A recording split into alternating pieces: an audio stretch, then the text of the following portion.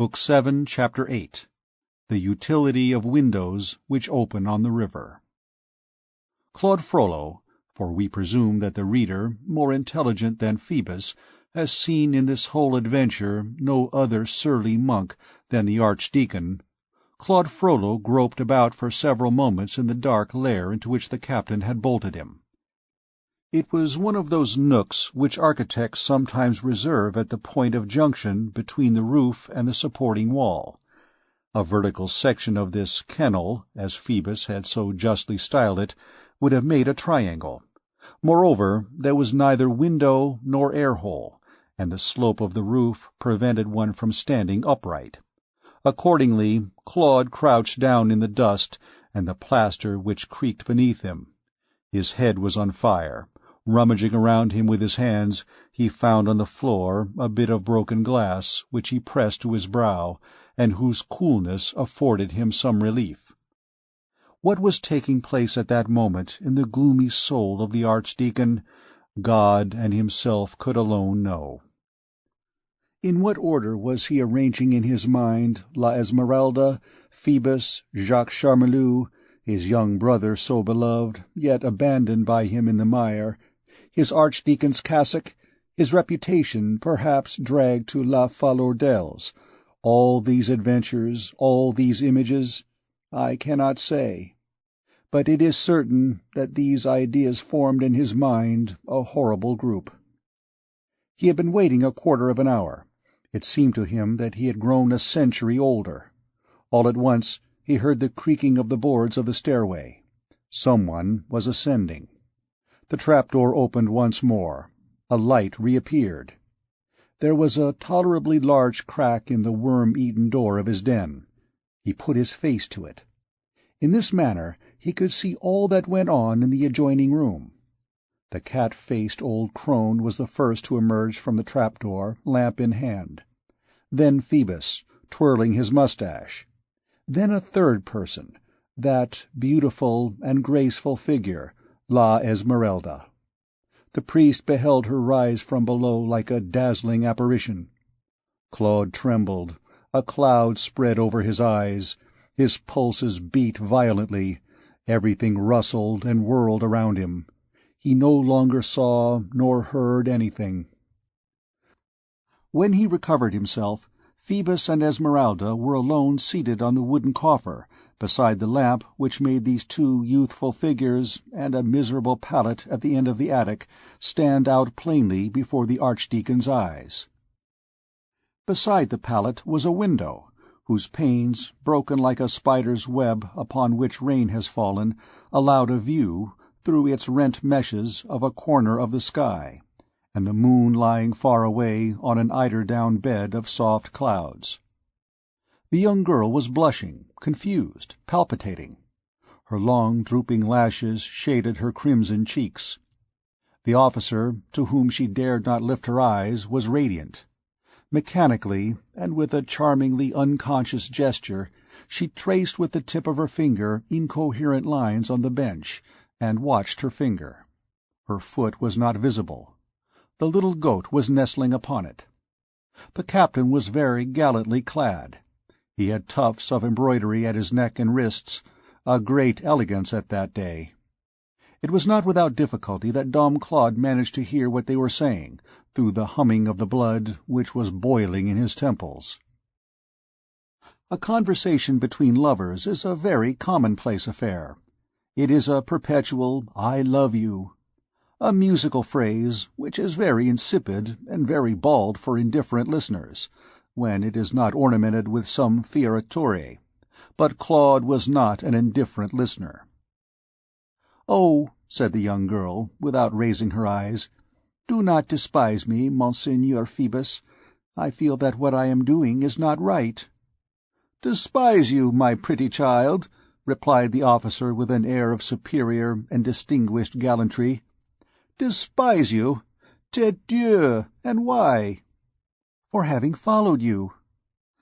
"On that point, my beauty, we don't agree. I ought not to despise you, but to hate you."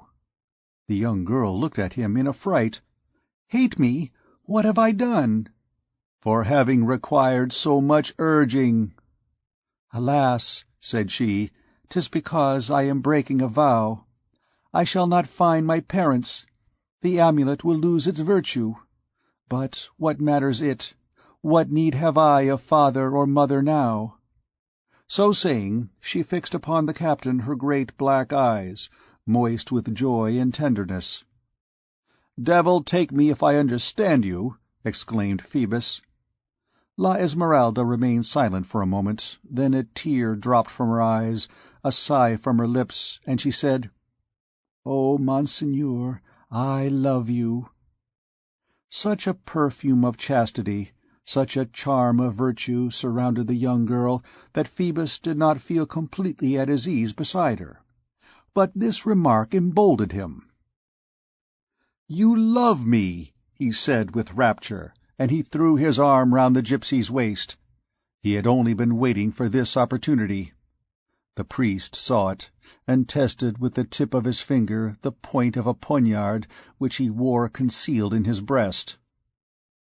"Phoebus," continued the Bohemian, gently releasing her waist from the captain's tenacious hands, "you are good, you are generous, you are handsome. You saved me, who am only a poor child lost in Bohemia. I had long been dreaming of an officer who should save my life. 'Twas of you that I was dreaming, before I knew you, my Phoebus. The officer of my dream had a beautiful uniform like yours, a grand look, a sword. Your name is Phoebus. 'Tis a beautiful name. I love your name. I love your sword. Draw your sword, Phoebus, that I may see it." "Child," said the captain, and he unsheathed his sword with a smile. The gypsy looked at the hilt, the blade, examined the cipher on the guard with adorable curiosity, and kissed the sword, saying, "You are the sword of a brave man. I love my captain."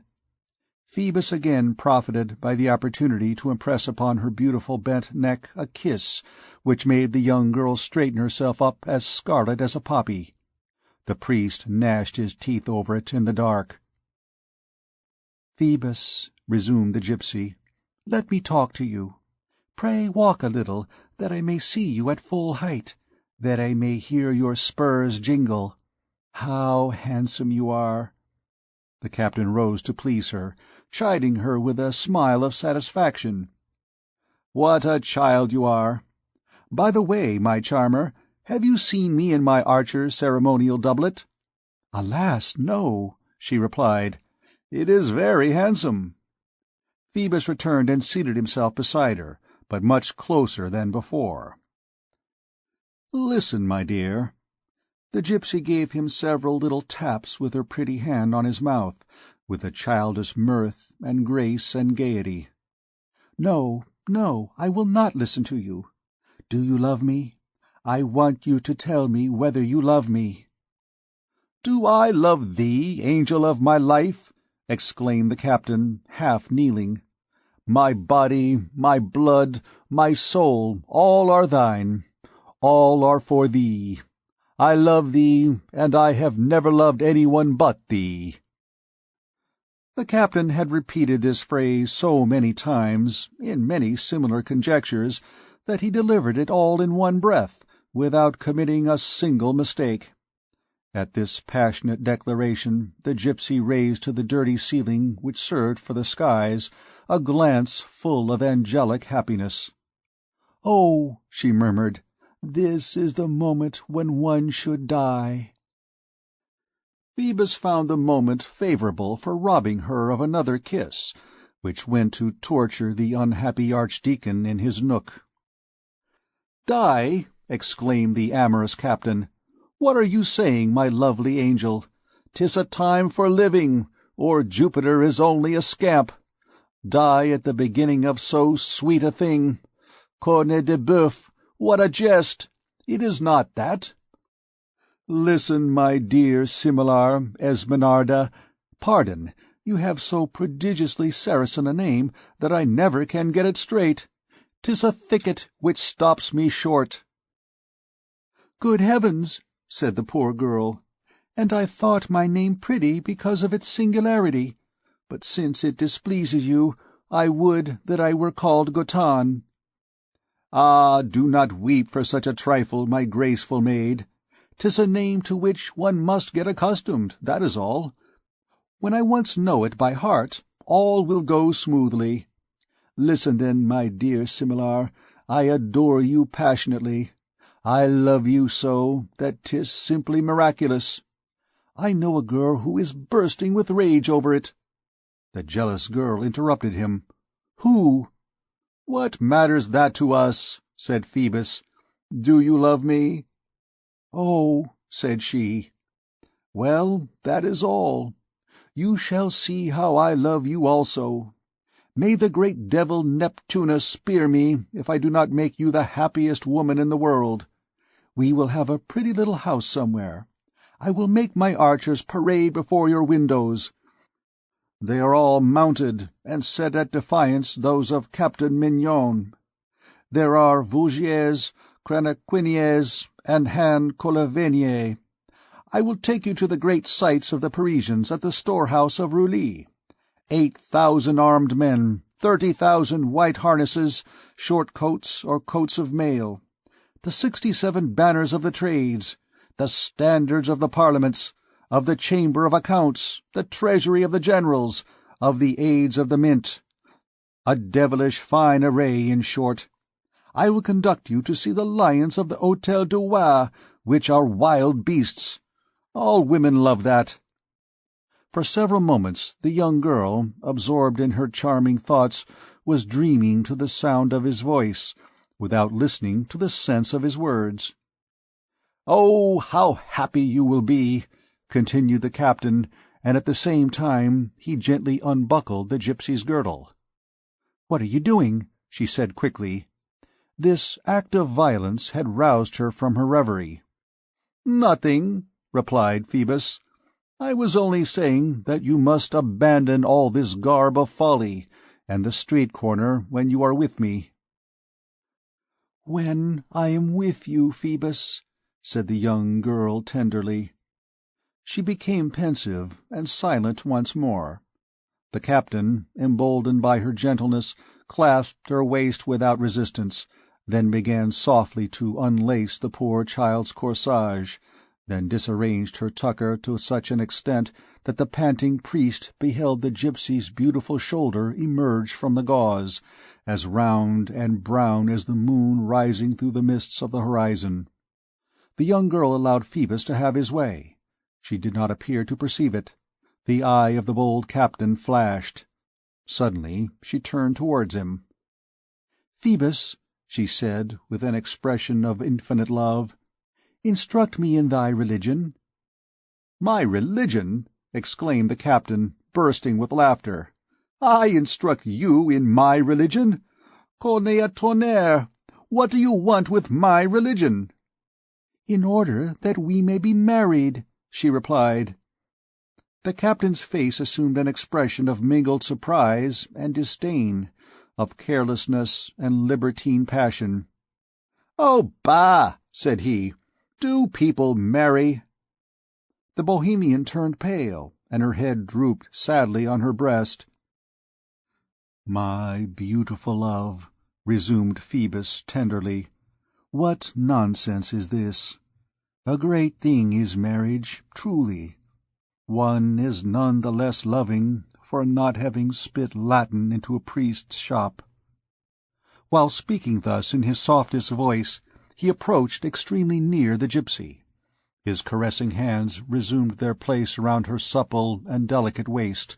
His eye flashed more, and everything announced that Monsieur Phoebus was on the verge of one of those moments when Jupiter himself commits so many follies that Homer is obliged to summon a cloud to his rescue.